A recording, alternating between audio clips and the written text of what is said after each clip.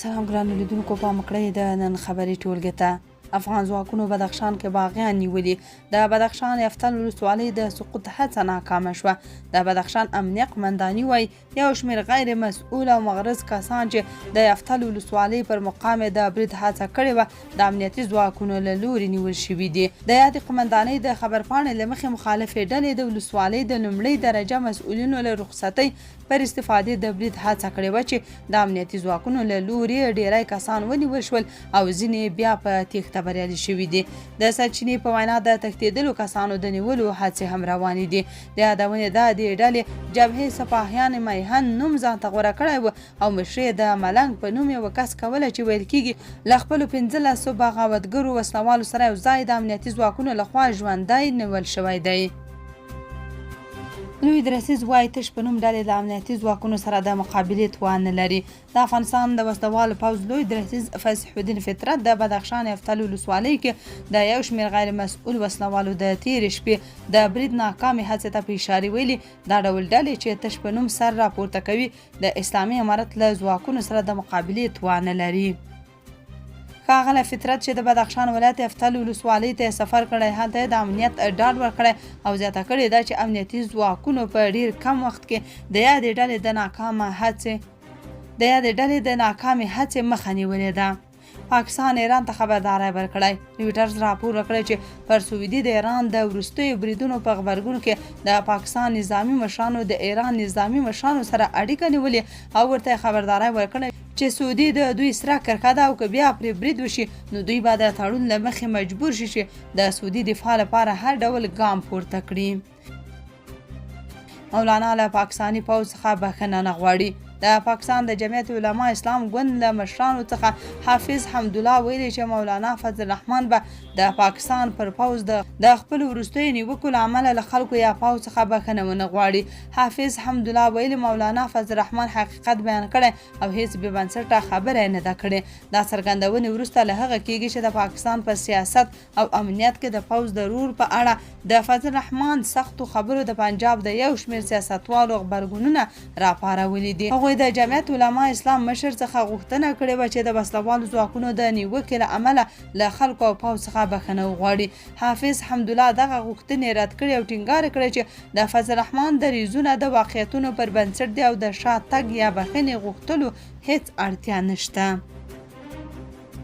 راپورونه وایي د بلوچستان د کلات ولسوالۍ اړوند د بادرنګ په سیمه کې نامعلومه وسلوالو د پاکستان د پوځ پر یو پوځي کمپ برید کړی دی.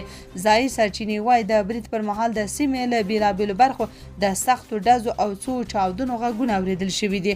تر اوسه د برید د څرنګوالي د احتمالي مرګ ژوبلې اوښتلو مالي زیانونو او د بریدګرو د هویت په اړه نور جزئیات نه دي خپاره شوي. بلخوا د بلوچستان د کیچ ولسوالۍ اړوند د هوشاب په 0 پاینټ سیمه کې نامعلومو وسلوالو د پاکستاني پوځ پر یو پوستي برید کړی دی. ځایي سرچینې وایي بریدګرو د برید پر مهال په پوسته کې لګېدلې څارنیزې کمرې په نښه کړي او ویجاړې کړي دي. تر اوسه د برید د څرنګوالي او احتمالي مرګ ژوبلې په اړه څه نه دي ویل شوي. د بریتانیا حکومت اعلان کړی چې د افغانستان د بشري وضعیت د ملاتړ لپاره به د راتلونکو 3 کلونو په ترڅ کې هر کال 105 میلیونه پاونډ مرسته وکړي. د بریتانیا د حکومت په وینا دغه مرستې به د باوري شریکانو له لارې د روغتیا، تغذیې، اساسي زده کړو، د خلکو د معیشت پیاوړتیا، راستنېدونکو ته د لومړنیو خدمتونو او د اقلیمي بدلونونو پر وړاندې د مقاومت په برخو کې ولګول شي. بریتانیا ټینګار کړی چې لږ تر لږه د دغو مرستو نیمایي په ښځو او نجونو ته ځانګړې وي. دغه هیواد د طالبانو له لوري د ښځو او نجونو پر زده کړو، کار او ټولنیز حضور محدودیتونه د افغانستان د اوږدمهاله پرمختګ پر وړاندې جدي خنډ بللي دي. د بریتانیا د ارزونې له مخې اوس هم شاوخوا 22 میلیونه افغانان بشري مرستو ته اړتیا لري او د هیواد بشري وضعیت د طالبانو له بیا واکمنېدو نږدې 15 کاله وروسته هم له جدي ننګونو سره مخ دی. تېره اونۍ یوازې په پېښور کې تر 600 ډېر افغان کډوال نیول شوي دي.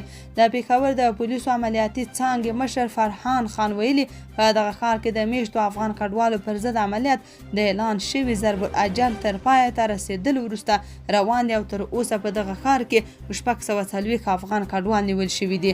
هغه ویل نیول شوي ټول کسان په ناقانونه ډول په پاکستان کې اوسېدل چې تر نیول کېدلو وروسته د افغان کډوالو د ناصر باغ پنډغالي ته لیږدول شوي او وروسته د تورخم له لارې افغانستان ته ستانه کړل شوي دي. نوموړي زیاته کړه پولیس د دغه عملیاتو اړوند بشپړ معلومات او شمیرې راټولوي خو د وروستیو او کره شمیرو ورکول لا وختي دی ځکه د معلوماتو راټولولو لړۍ لا هم دوام لري. د هغه په وینا د کډوالو د پنغالو تر تړل کېدلو وروسته ګڼ شمېر افغانان د ښار بېلابېلو استوګنیزو سیمو ته لیږدول شوي وو چې اوس یې بشپړه نقشه او معلومات چمتو شوي دي. هغه وایي د ښار په بېلابېلو برخو کې امنیتي پوستې فعالې دي او د پلټنو او عملیاتو لړۍ به دوامداره توګه روانه ده. ایران وایي سوریه کې مو د امریکا د ځانګړي ځواکونو اډه ویشتې. د ایران سپاه پاسداران وایي چې د نصر 2 عملیاتو په لړ کې د سوریې په تنف سیمه کې د امریکا د ځانګړو عملیاتو قمنداني ویشتلې ده. د ایران اسنا خبري اژانس د سپاه له قوله راپور کړی دا برید پر ایران د امریکا د وروستیو بریدونو په غبرګون کې ترسره شوی چې ګڼ شمېر امریکایي پوځیان پکې وژل شوي دي. د سرچینې په وینا دغه برید کې د امریکایي ځواکونو یو رادار سیستم او د ځانګړو عملیاتو څو چورلکې هم له منځه تللي دي. همداراز د ایران سپاه پاسداران ادعا کړې چې د قطر په الحدید هوایي اډه کې پر امریکایي ځواکونو په یو پراخ او ناڅاپي برید کې د اوږد واټن رادار سیستم او د امریکا څو ستراتیژیکې د سون توکو رسولو الوتکې له منځه وړي او څو نورې هم سختې زیانمنې کړي دي. د یادونې ده چې تېره شپه امریکا یو ځل بیا ایران کې پر پلونو او ځینو نورو اهدافو بریدونه کړي دي. استرالیایي ځواکونه په افغانستان کې په 23 ناقانونه وژنو کې ښکېل بلل شوي. د استرالیا د نړیوالو چارو انسټیټیوټ په یو نوي راپور کې ویلي چې استرالیایي ځواکونه په افغانستان کې په 23 ناقانونه وژنو کې ښکېل بلل شوي. د راپور له مخې د افغانستان د جګړې تجربې ښودلې چې یوازې د جګړې د نړیوالو قوانینو مراعاتول د سرغړونو د مخنیوي لپاره کافي نه دي بلکې د انسانانو سپکاوی او د خلکو غیر انساني انځورول هم د دغه سرغړونو مهم لاملونه دي. یاد راپور افغانستان نه د استرالیایي ځواکونو د وتلو 5مې کلیزې په مناسبت خپور شوی. په دغه راپور کې د استرالیایي ځانګړو ځواکونو له لوري د افغان ملکي وګړو او بندیانو د ناقانونه وژنو په اړه معتبر شواهد وړاندې شوي دي. د راپور له مخې د بریټن څېړنې 23 داسې پیښې ثبت کړي چې پکې افغان ملکي وګړي یا هغه کسان چې د استرالیایي ځواکونو تر ولکې لاندې وو په ناقانونه ډول وژل شوي دي. په راپور کې ویل شوي چې دغه پیښې د جګړې د تودو شیبو یا تیروتنو پایله نه وه بلکې په ډیرو مواردو کې قربانیان د نړیوالو قوانینو له مخې خوندي کسان وو. راپور زیاتوي چې د پیښو د پټولو او د جعلي راپورونو جوړولو په اړه هم شواهد موندل شوي چې له مخې ځوان سرتیري د جګړې د پیل د یوې برخې په توګه ناقانونه وژنو ته هڅول کېدل.